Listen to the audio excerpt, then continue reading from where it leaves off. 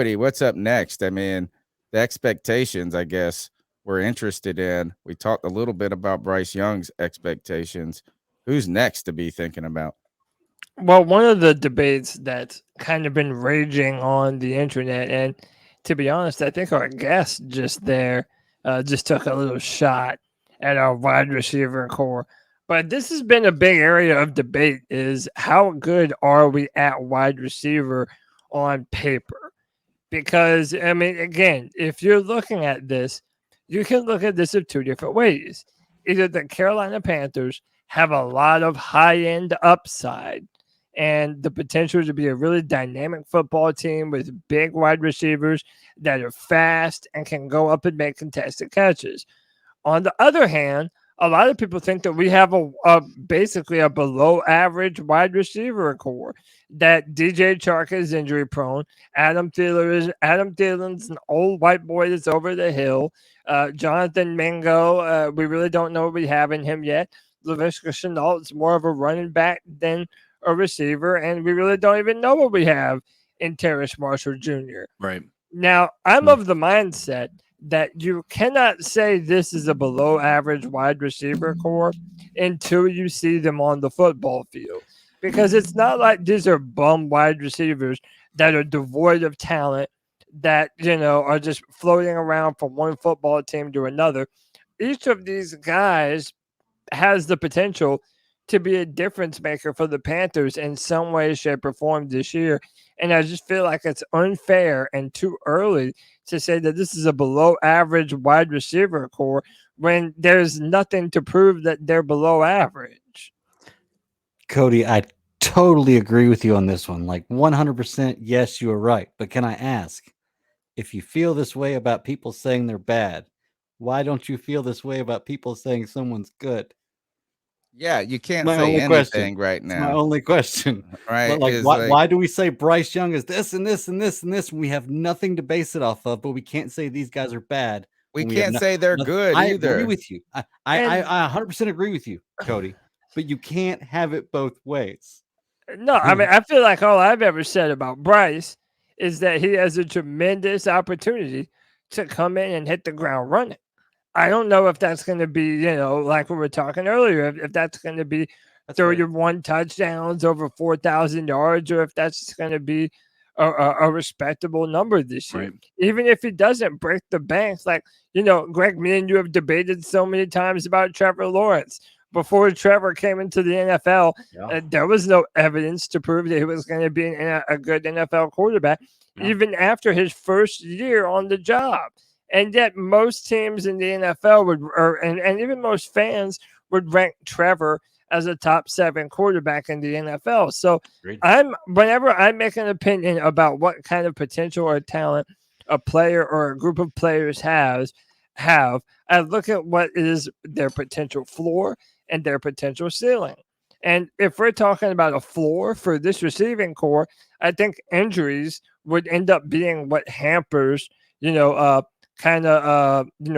on our parades a little bit. Well, that's what's rained on their parade until this point, except for Adam Thielen. Right. And that's what I'm saying. If they are able to stay healthy, based on what I have seen them do in their career, and based on how Bryce Young plays the quarterback position, I'm inclined to think that this has the potential to be a surprise receiving core for the Panthers. It's a solid answer. But that's the thing is, I think when you think about our wide receiver core on paper right now, I think they're average. Like that is what the paper says right now. But I think they have the potential, and I think you could say this about a lot of rosters, but I really, when you look and see what we have as far as the young players, I think you have the potential for some really breakout stars between Mingo and TMJ. So I think that there's, like, when I think about potential, I think that I'm not sure that I could see a scenario where we have a very similar situation to the Bengals, right? Where you have 3 potential number 1 wide receivers on your roster. And so that's the realization that I've come to with what we have on this team right now. A lot of people, man, you just said, man, we thought Cody was being optimistic. You came in here, CK, and said we could be the Bengals. Dude, you give these guys somebody who can throw the ball to them. I mean, Yeah, they you could be, but right now they're not. Like, if we're talking about what they look like right now, they look average. But if we're talking about optimism and we're talking about, what this potentially could turn into with the quarterback who can actually get them the ball, dude, this sky's the limit with this group, with the squad, dude. I think that when we I talk agree. about, I think that this is kind of just a limitation of language in a certain case. Mhm. And what I mean is that average, Cody, we can't give them above average. That would be based on as little evidence as saying they're below average, right? So your argument is that you can't say below average because there's no evidence that they're below average and they have Right. potential. But at the same time, if that holds water, the inverse holds water, is that you really can't say they're above average because there's not really enough evidence. And yeah, you can use the Trevor Lawrence with the little sleight of hand there. But Trevor Lawrence, you were willing to trade 5 picks. You had already, it's way different than a unit working together for a season than betting on one stallion. I was just retorting what Greg had said about, why did you believe in one player? This is though, I think what we should say though is that it's just unknown. It's unknown, but I think I can safely say this though, is outside. I don't think it's bad, right?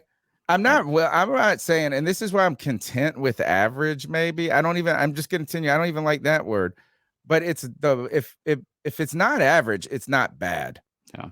And I've seen bad receiving cores on the Carolina Panthers specifically, and where they're void of talent, right? Where they're void of, it's just nobody's trying to do something and playing way above their pay grade. You've got players that have demonstrated that superior level of talent. It might not be in the NFL just yet, but we're not talking about Philly Brown. We're like Philly Brown and Terrace Marshall Jr. are two different players. Right. While Philly Brown may actually be a more accomplished football player than Terrace Marshall Jr., right?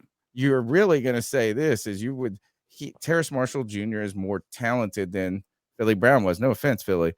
But like, this is the worst thing that could happen. If like DJ Shark, if he's hurt, and if who is the other guy, and Terrace Marshall Jr. is hurt, then this receiving core is just not good. Well, but they're not bad if they're healthy. Go ahead, Greg. Well, can I just say that there's a correlation with this in the quarterback. If we're expecting Bryce Young, or we're saying that he's going to have 4,500 yards like that tweet said, or just say you're going to lowball it and say 3,700 yards, that means you have to have at least 1 or 2 wide receivers that have a pretty decent year. Yeah. Right? I mean, you got to. There's no way expect these guys. Who do you expect to have their best year? Right now, I expect Terrace Marshall Jr. to have his best year. I hope so. I expect Jonathan Mingo to have his best year because it's his first year. Yeah. But like, I think that you're bringing up a great point, Greg. And what CK said too about the quarterback play is that we've seen the worst of Terrace Marshall Jr. Honestly. Yeah. We've seen injury. We've seen him inconsistent on making the field. And we've seen some moments where he looked pretty good, but we've seen some moments where he didn't look great. Right. And that was under the worst possible circumstances, under terrible coaching, terrible quarterback play. Now, at least it's a stable environment. If he doesn't get better, then it's like, oh man. So I can't see a world where he doesn't get better unless he's just hurt. Right. Well, and this is why I would say DJ Chark is the one that if you had a hard time believing in just because of his injury history, fine. Okay. I would grant you that. But I don't see how CK is being unrealistic. Like, yeah, we don't have the name value of a Jamar Chase and T. Higgins. No one's arguing that. But when you look at the roles that they fill and what they do, right? You were talking about injuries. Obviously, if we have a bunch of injuries, it's not going to be good for us because we're already having to bring forward guys that we don't know how they are. But I can also do the exact opposite, where if they do have their best season, These are guys that are 6'2" and above, 220 pounds and above. Oh, and they're running the low 4.4s, high 4.3s. So they're going to be a nightmare in press man coverage. Oh, and we're going to have 3 of those types of guys in DJ Chark, Terrace Marshall Jr., and Jonathan Mingo. Well, then we talk about Adam Thielen, right? And Adam Thielen's old and over the hill and all this, He's also a red zone nightmare. And in the red zone, you're going to have to accommodate for all of those bigger bodies that are going to be able to go up and high point the football. It's going to open up a ton of areas for receptions for Miles Sanders, for Adam Thielen, Laviska Shenault. We are so multiple and so versatile at all of our different receiver weapons just because of their skill set that we have the potential to be multiple and very versatile in how we choose to attack that defense. I don't think CK is out of bounds. I'm not in the same camp as CK, but I do believe that if Bryce Young is what he is sold as and he plays very well, he can make these receivers into that. All they got to do is catch the ball. If Bryce Young can put it in the right spot and these guys can catch the ball, then yes, I do believe it's possible. I don't think he's out of bounds. I'm just not in that camp right now. But isn't that the whole point? So as I said, from a paper standpoint, this is not an above average unit. There's no arguing that. Stats will support that. The fact that we have an unproven quarterback will prove that, and we have a coaching staff that's trying to prove itself right now. We are happy with all the moves that they made right now. On paper, they're not an above average squad. What my point is that you have a guy in TMJ who had better numbers at LSU before getting hurt than the 2 best wide receivers in the league. The 2 best wide receivers in the league. TMJ had better numbers than Justin Jefferson and Jamar Chase before he got hurt. Yes. Yeah. This, CK, and then like I want to ask all the guys on the panel this: who has the worst or best? You could say you can phrase it whichever one you want to go. The top of the NFC South or the bottom of the NFC South. Who has the worst or best receiving core? I'm going to read. We'll start with New Orleans. Right, I'll give you the depth chart here. Okay. Chris Olave. They're pretty good.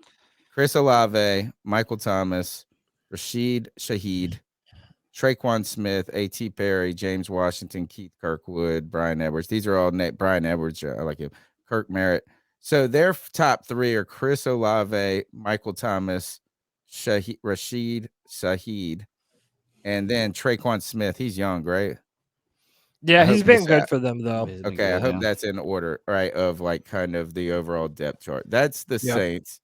The Falcons, just saw them. Where did I pass? The media is darling, by the way, right now. If anyone's so weird to me. Here's their core. It's disgusting. Drake London, Mac Hollins, Scott Miller, Cadrell Hodge, Frank Darby, Penny Hart, JJ Asurje, Whiteside, and they also got to throw in Kyle Pitts, kind of, right? And then the Bucks, who have the best. Mike Evans, they're the best. The Bucks, Hey, but are we the worst receiving core in the NFC South? I think so. You think it's worse than Atlanta? Yeah. No. Here we go. I don't know. It's going to be tough. Tell us about the Atlanta guys, Cody. It's tough between Atlanta because I don't love Drake London.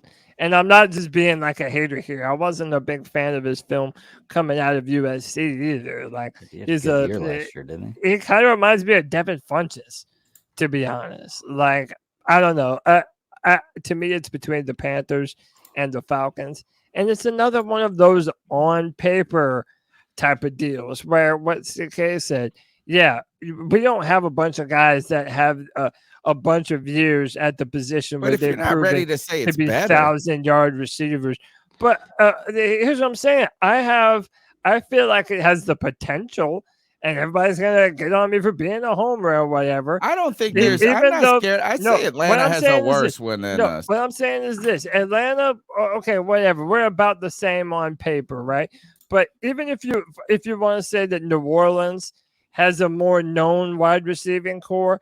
Okay, that might be true. Yet I still think that we could get more production out of our receivers than the Saints get out of theirs this year. I'm ready to say this. How about this? This is the strangest thing about this whole conversation, this podcast. You guys are over there saying we shouldn't call them average.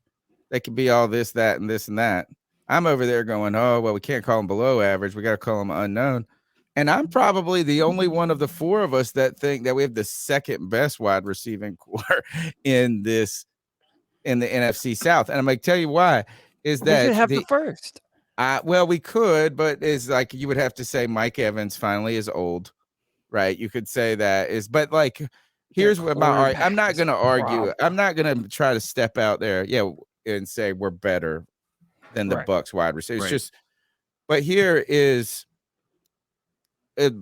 Mac Hollins, Drake London, Scott Miller. Like Adam Thielen is a more accomplished receiver. So if you want to talk about an accomplished name, all right, maybe we say this. But just because of time and service, right? Like those guys like last year he had like 900 yards last year and like 12 touchdowns. But do you think? And then look, Michael Thomas, who is everybody's going to say is has only had 600 yards and 3 touchdowns in his last 3 seasons. And you're going to say he was injured, but that's what you're going to say about Shark is that he, and it's arguably is just a possession receiver. I don't see Atlanta or Olave's good. Yeah, he's good. I think Olave is the best receiver maybe out of everybody that we just named, to be honest. I don't know. Okay. I mean, we haven't got outside of he hasn't had a quarterback throw to him yet either. So I'm not sure that I would be putting him on that category yet until I start to see him consistently perform. To me, it's not crazy to say Chris Olave is the best wide receiver. I mean, the best, most proven wide receiver out of every receiver in the NFC South. Not the most proven, but Adam Thielen is like an all-pro. How about the best with the brightest future looking? I basically mean between the Panthers, the Falcons, and the Saints. You could say he's the top receiver in the NFC South. Okay, yeah. Because again, Mike Evans and Godfrey for Tampa. They're older, right? Yep. Well, Evans is old. But I wonder who in the world. All right, where are we going next with this as we continue to try to unpack this brings back up another age-old discussion that we seem to continue to have this conversation like once every 5 months. Do the Panthers need some DeAndre Hopkins? No. And we keep on talking about this, and there's a lot of people feel different ways about this. I mean, on one hand, a lot of people, based off the conversation that we've just had, they said that the Panthers, on paper, their wide receiving core is below average, that they're not good, that they don't have a big-time name to be able to step in and produce right away. Well, if you sign DeAndre Hopkins and you add him to this already young, talented, dynamic group of young, unproven guys, that DeAndre Hopkins could be the missing piece of this equation. He was on track for 1,000 yards if he had played a full season last year. He's kind of been hurt the past 2 years in a row. But just to put in some perspective, because there's this mindset that he's just this old, washed-up rube of a receiver. DeAndre Hopkins is 30 years old and has the most receptions in NFL history for a player through the age of 30. I mean, he's over Larry Fitzgerald, Antonio Brown, Julio Jones. I mean, there's a bunch of big-time names on that list. And if you're talking about a rookie quarterback on a rookie contract, so you're not paying this over-the-top money, why wouldn't we consider giving DeAndre Hopkins a shot? The most recent news is that, and I heard this on the Pat McAfee show, that DeAndre Hopkins is more than likely going to sign a contract that's similar to what Michael Thomas signed in New Orleans. So it'll be able to get up to $15 million in incentives. So would you not sign that type of deal to add DeAndre Hopkins to this roster right now? Definitely would.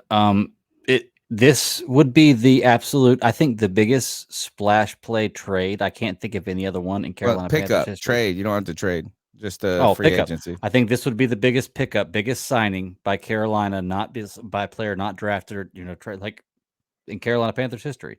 Have we ever signed That's a a bigger good name? argument, and that's a great question. Is like really the top free agents we've ever gone and courted are. One was Ken Lucas, who Steve Smith broke his nose, right, when he punched him in the face in practice or whatever, training camp. Ken Lucas was a big name. Sam Mills. And who was that defensive end that we went and got from the Redskins in like 1999? He was a big name. He was a big ticket item.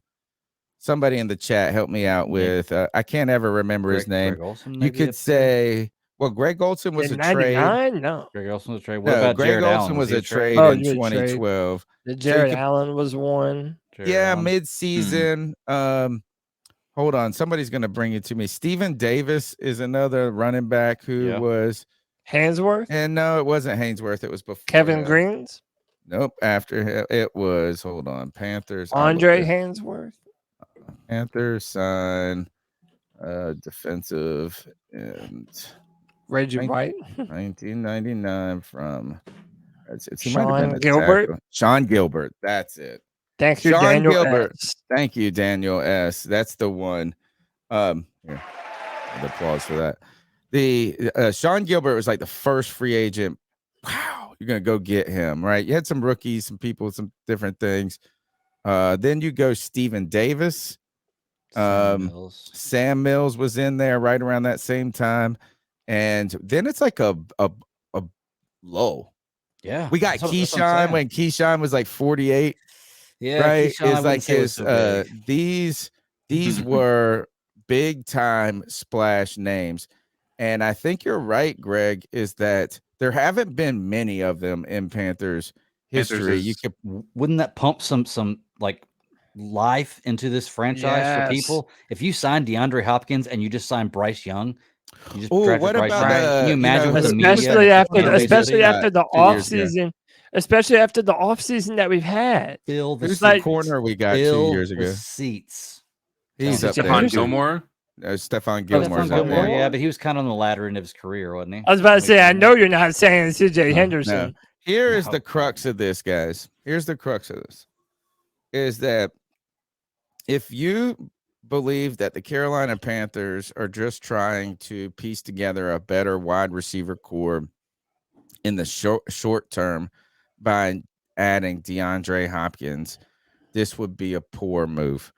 It would be short-sighted. You would pay, you could afford them. We would be better with DeAndre Hopkins than without, right? And it would just be like it would just be over in a year or two. Right. It just wouldn't be a thing. But for some reason, though, on the other hand, you tried to fight the impulse to hear old, washed, can't run. And you pulled a player in who actually has got more juice in the tank than people give him credit for, that has far more talent than people ever gave him credit for, and love to give other people undeservedly. And you think that DeAndre Hopkins could continue to do what he's kind of done over the last 3 years? Is everybody has tried to predict his demise. And every time I watch this dude play, he's making plays. He's getting catches. He's doing all this awesome shit. So it's like this: is we all expect and predict. These guys we all get kind of paid. We don't, but the guys who are pull the tweet up about the people saying he can't run anymore or whatever. And these types of things, we try to predict those because we believe they're going to happen at some point. But what if his game could turn into a guy that you mentioned on that list, Cody, and a guy that played for the very team he just left? Larry Fitzgerald. Larry Fitzgerald was the most explosive wide receiver in the NFL in his heyday. But then he became one of the great wide receivers in his heyday still, just in a different way. Is D Hopkins, will he become that type of player? And I right now am not ready to bet against him on this, because every time I see him play, he's fucking making all these great plays. But there's all these crazy narratives around him, strangely, that somehow do not follow other players, I think, in this league a lot of times. But one is he doesn't practice. Like, they don't. I mean, this guy has produced just as much as any player in the league, aside for the suspension, maybe. Is that some sort of sign that, like, he thinks that he's falling behind and he's trying to catch up through performance enhancing drugs? Cody, this guy produces. So if you think he can produce for 3 years, put him on the Carolina Panthers, not with the idea of him being the one for 3 years, but being a 1 this year, a 1A next year, and a 2 the following year, when you bring in Jamar Chase, the next Jamar Chase, to put on the other side of him. Yeah, I mean, listen, I'm of the mindset that, and I kind of said it earlier, when you have a rookie on a rookie contract, do everything in your power to surround him with talent. And I even look back a few years ago when Odell Beckham Jr. signed with the Rams. Odell Beckham Jr., a lot of people doubted and still doubt that he's the wide receiver that he used to be once, a long time ago when he was with the New York Giants. But he didn't even need to be. He was the perfect complement to the weapons that they already had in Los Angeles to put them over the edge offensively. And I'm sorry, but you cannot tell me that DeAndre Hopkins couldn't do the same right now, especially on this team. Like, you have a bunch of younger guys. So one of the problems that people are, trying to put out there is, well, he's not going to practice all the time, because they have to limit his reps because he's a little bit older. And if you have a rookie quarterback, you want them to get on the same page during the season. And like he's 38. Right. That's what I'm saying. Not only is he not that old, but two, you have a bunch of other younger guys that you already signed to the roster that you're going to be able to use as warm bodies during training camp anyway. So to me, it doesn't bother me that much. And also, let's be real. A lot of people don't want to do this for a few reasons. One, they believe that we still need to go out and get another defensive end, that we need to get somebody to complement Brian Burns, which the Panthers have not done as of this point. Maybe they might do so before training camp once some of those numbers start to come down a little bit, potentially, right? But to me, even that's not a good enough argument, because you only have a certain amount of time to load up your team with offensive talent to give your team a chance to put up all these wild points that the Kansas City Chiefs can put up, the Buffalo Bills can put up, the Philadelphia Eagles can put up. If you want to be a serious, legitimate contender, DeAndre Hopkins is going to help that no matter what. And YB Jordan in the chat room says the receiver room is too crowded. But then at the same time, we have a bunch of people that are like, we don't even have anyone on paper. Why do we care if Laviska Shenault gets bumped out and ends up being the odd man out? Like, does anyone really give a damn? Like, sorry, Laviska. I want to make this clear. Shark. Go ahead. I don't think that it is necessarily about Laviska, right? So right now we have and probably the most consistent rotation of wide receivers is going to be Thielen, Chark, and TMJ, and Mingo, right? Those are going to be the guys that are on the field the most this year. That's by all accounts, unless something crazy happens in training camp. My only concern with D-Hop, and this could be a double-edged sword, right? It could be good for them, but I also think by him coming here, it's basically putting the end to TMJ. Like, TMJ's career here will be over if you bring D-Hop in. And I'm sorry to say that. That's not because I think that he's not going to be good. Why can't he just be on the other side? Because you have Thielen and Chark that you just paid. You're not putting them on the bench and playing TMJ instead. True. And Mingo, you just drafted in the second round. If it's the end of TMJ, if that's what it takes to get DeAndre Yeah, Hopkins here. Goodbye, I don't know, TMJ. Dude, do you want a 1 year, 2 year rental with D Hop, or do you want a guy who can be here for 10 years and possibly take the throne away from Steve Smith as the all-time receiving Now leader? you're just making. Why couldn't we do Can- both though? Can I ask a question? It's like that Mexican taco girl. Why not both? Yeah. Look, there's no evidence at all to prove that D Hop is like slow, can't separate, like has fallen off the edge. Okay. But when you say those things, who does that remind you of that we just signed for 3 years for $25 million that everybody loved that we signed? Exactly. And everybody says that about Thielen. So let me ask you, if you could sign DeAndre Hopkins instead of Adam Thielen to somewhat similar contracts, which would you choose? You wouldn't get somewhat similar contracts. Thielen is going to be more. Thielen's 8. Let me look at it. I have it pulled up right here. Thielen is 3 years, $25 million. No, D-Hop would get more money. All right, but who really cares? What are you going to do with the $3 million, Cody? Like, I mean, CK, what are you really going to do with the $3 million you save by not signing them? Right? You go pay somebody else. $3 million you save by not signing him? Well, because you're going to have to add other people in some sort of capacity. So say you go, oh, we want to save that money for next year. You have it roll over. Does that money really help you tremendously? Or are you just going to get 2 crappy running backs with that money? If you are, is it better to pay $13 million for DeAndre Hopkins or $6 million to DJ Shark on a 1-year deal who could be hurt the whole time? And couldn't even hold DeAndre Hopkins' jock. I just don't. I feel we would be better, and I don't think it would break the bank. Yeah, me neither. I mean, if the most you paid was a $15 million contract, but it was because of incentives, so $15 million would be the high end. Yeah. Like why would you not want DeAndre Hopkins for 3 years in Carolina? Yeah, because this is the time when you sign players other than quarterback. You build around the quarterback with other players you can play. Then when the quarterback is time to come up, you sign big wide receivers or free agents and draft players that want to come to the team. If we could sign a 3-year deal for this player, DJ Shark, 3-year deal, and you can pick whatever the terms are as long as they're realistic, and DeAndre Hopkins to a 3-year deal. Who do you think you're going to be better over the next 3 years with?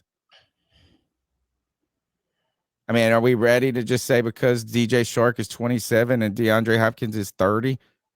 I'd like to have DeAndre Hopkins better than Shark. Yeah, I mean, honestly, I'd rather have him than Thielen. I almost wonder what if DeAndre Hopkins and Thielen went and played like old grandpa basketball on everybody for the next 5 years. Yes, dude, that's what just dished up. Like, I mean, Greg Olsen won't super fast, but he was like running in his old, is that. Yeah. I'm just saying, do you think DeAndre's washed, CK? No, and never would I say that. I don't think that he's washed. No, I'm just curious. But I believe that there is a ticking, piece to his career. I mean, sure. I mean, I'm sure he would rather go to Kansas City. Right. And so, but I think he would. And that's why I don't think I think this is all going to be a moot point. I think this is a Bills, Kansas City Chiefs bidding war over DeAndre Hopkins at this point in time. Right. And I'll even add on. I'll add on to CK's argument. The one thing that's working against us is that more than likely he does not want to play for a rookie quarterback. And he was even on a podcast where he even said as much.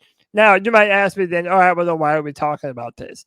If he said that he doesn't want to go to a team with a rookie quarterback, like what's even the point of the discussion? Well, if you look around at the landscape right now, there's only a certain number of teams that even have the cap space this late in the season to reasonably be able to make a DeAndre Hopkins deal work. So he might not have, I'm sure DeAndre has a laundry list of all the different things that he would want from a destination. Yet he's probably going to have to be willing to concede a few of those. So, maybe he doesn't want to play for another rookie. But at the same time, if he can fit into a situation like what we have here in Carolina, then I think he would be dumb to not look at that as a perfect opportunity. Again, like what I said earlier, It reminds me of the Rams a few years ago, where they signed Odell Beckham Jr. He was a perfect complement to that offense, and yet they didn't have to demand the ball from him, or they didn't have to get him the ball and force feed him the ball all the time. Imagine you have Terrace Marshall Jr., DeAndre Hopkins, DJ Chark, and Jonathan Mingo on the field. Who are you going to double? Who are you going to double in that scenario? And you said Thielen.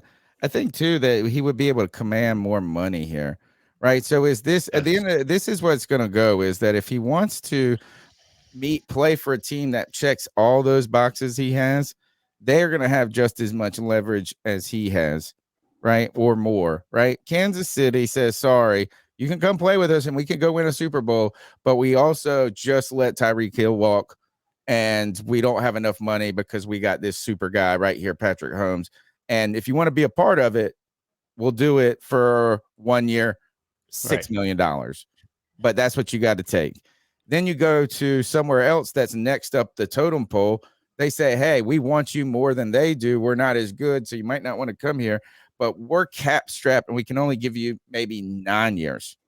I mean, $9 million a year. 9 years. But $9 million a year, right? And then you go to somewhere like now the Carolina Panthers, not ideal, but enough of a, at least optimism surrounding what Adam Thielen saw in the coaching staff to change his kind of mind. He wanted to go to a team that was a contender. And then you get now the Bryce Young quarterback, like the number 1 draft. So that sounds a lot. Now there's a quarterback there who could be good. You got a division that's kind of weak. And they're willing to pay you 30, 40% more than the other team. Money is the thing that would have to bring him here. My point, I think, is this, and I think the crux of the matter is if he is a Band-Aid, then it will be more expensive than you want it to be. But if he's a useful tool and can have a career on the trajectory of a Larry Fitzgerald, right? And he keeps his shit together and he stays healthy overall. He's been productive. I just feel like he's going to have his next 4 years will be more or just as productive as Shark's next 4 years for any team you put him on. Okay. That's fair. Hey, by the way, so our boy White Chocolate Espresso donates $5 to say, yeah, he has the juice in the tank, Tony. It's why he didn't play 6. So, see, he donates $5 just to talk a little bit of shit because he knows somebody else said that he took the steroids to help with that MCL. And maybe those are the case. Who knows? And by the way, he tested positive for a drug called Ostarine. Look how prevalent Ostarine is in other substances. It can be cocaine. It can be gotten, but it can be gotten in. It can be gotten in over-the-counter GNC supplements from time. It's not even some major shit. So it's not something that scares me. And the last super chat, Anthony Picarello says, we have the second most cap space. Pay him, if not edge rush. And am I wrong? I mean, tell me what you guys think. Like, am I crazy for believing that we could theoretically sign DeAndre Hopkins and another edge rusher? Now, maybe the Brian Burns contract might have to be put off a little bit. Right now, we're at around $27 million, but we haven't paid the entirety of our rookie class yet. Right. So it's realistically, we're looking at about $21 to $20 million that we're working with right now. I don't know. I mean, why couldn't we sign DeAndre Hopkins and Jadeveon Clowney? Or is that just too much of a good offseason for the Panthers? Too much of a good off-season for the Panthers, to be honest. Listen, we've made so many splashes this offseason, just with moving up and just the people that we were able to sign. I've been a Panthers fan for far too long to expect anything more than what we've seen already. This has already been an offseason of outliers for us. So that's what we should nickname this season, this offseason, the offseason of outliers. Ooh, I like that. That kind of rolls off the tongue. I'll tell you though, the further it goes along without either one of those two players getting signed, the better chance we could sign both of them. Sure. I mean, there's a lot of people that I think it's worth bringing up. And that is, you can talk about, I know we have Miles Sanders, but you have Kareem Hunt out there. You have a potential post-June 1st cut in Dalvin Cook as well. I think you have some people out there that you could also reach out to from the running back perspective, because we're not hurting at running back, but we're certainly not a sure thing right now. Miles Sanders has been good, and I'm not going to take anything away from him, but it couldn't hurt to have another double-headed monster there in the back. That's where we can save money, though. Is and the only thing that doesn't make me super excited about hearing Clowney and Hopkins together is I actually think they would both help us. I would think Clowney would be a 1-year thing, and I was hope He's that always Hopkins been a would be 1-year thing, yeah. more. Yeah. But then it's just now we're just throwing all of the old man squad together. Yeah. Right. Is that we don't need now Kareem Hunt. A bunch of old country boys. Right. And so at some point, I don't want to get so old there, but you're right. And it's not outside the realm of possibility we're going to have to arguably is that you're going to have to get a defensive end. And the question is, can you get a defensive end and DeAndre Hopkins? Yeah, that's what I asked when you walked away for a second. Like, right, why? No, but that was trying to just follow up. Yeah. Like to me, there's no reason why we couldn't. We're probably at around 20. We're probably right now, even though it says 27 million for the Panthers in cap space, we haven't signed all of our rookies yet. So realistically, it's probably somewhere between 21 to 19 million dollars that you're having to work with, and we haven't given Brian Burns his contract for the year yet. I think though, when you negotiate his contract, it'll sound big, but it probably would help the Panthers fiscally the way that they build it. Is that dependent on how much that guarantee money is, they get to prorate that. So they could do his salary in a way. It's just like how much that, but there's a world where Brian Burns is he on the 5th year tag right now? Yeah. We'll be playing his 5th year this year. Yeah, so it's like, what does the 5th year option make in their 5th year? Then we can figure out that the average of other players drafted at that position. Can I believe. Can I just give a shout out real quick to an incredible patron of the C3 Panthers podcast, Just Don't Care. Oh man, gifting 5 memberships in the chat. To Anthony Piccarello, Scott Thomas, CJA Risby, and Anthony Montgomery. You are the man, Just Don't Care. You always are, brother. We appreciate you, man. Hey, can I ask real quick? So let's just say that we have the opportunity to sign a defensive end or DeAndre Hopkins. Cody, is there a defensive end out there that if we could only have one, that if you had the opportunity to sign DeAndre or this defensive end, you would sign the defensive end over him? Based on the fact that we know our wide receiver room is stronger than our defensive end room right now. But is there a guy out there you would sign over DeAndre, like a defensive end? 'Cause I don't think there is. Maybe. It's only Clowney. Maybe. Well, I would say maybe I would say Leonard Floyd is a better prospect than Jadeveon Clowney.